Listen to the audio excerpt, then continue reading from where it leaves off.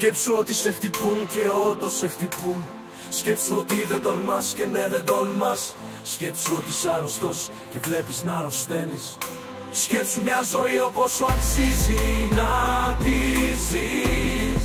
Κι όταν εγώ λέω ναι, στη ζωή το ίδιο μου λέει και εκείνη. Μα σκέφτεσαι ότι θα χάσεις. Είσαι ήδη χαμένος αν πιστεύεις ότι θα σε ξεπεράσουν. Ναι, καλά κατάλαβες, σε ξεπερνούν. Πρέπει να είσαι σίγουρος για τον εαυτό σου, μπορείς να κερδίσεις τη ζωή.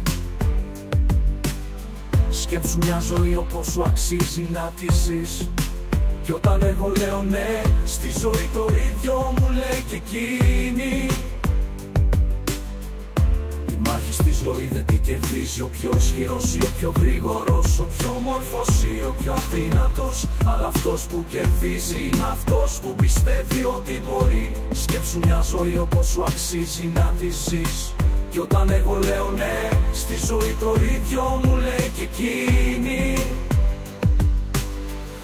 Η μάχη στη ζωή δεν την κερδίζει ο πιο ισχυρός ή ο πιο γρήγορος, ο πιο μορφός ή ο πιο αδύνατος. Αλλά αυτός που κερδίζει είναι αυτός που πιστεύει ότι μπορεί. Σκέψου μια ζωή όπως σου αξίζει να τη ζεις.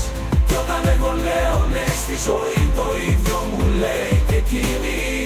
Αν σκέφτεσαι ότι θα χάσεις, είσαι ήδη χαμένος αν πιστεύεις ότι θα σε ξεπεράσουν.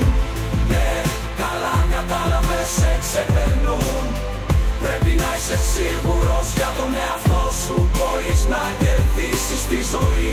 Σκέψου μια ζωή όπως σου αξίζει να τη ζεις. Κι όταν εγώ λέω ναι, στη ζωή το ίδιο μου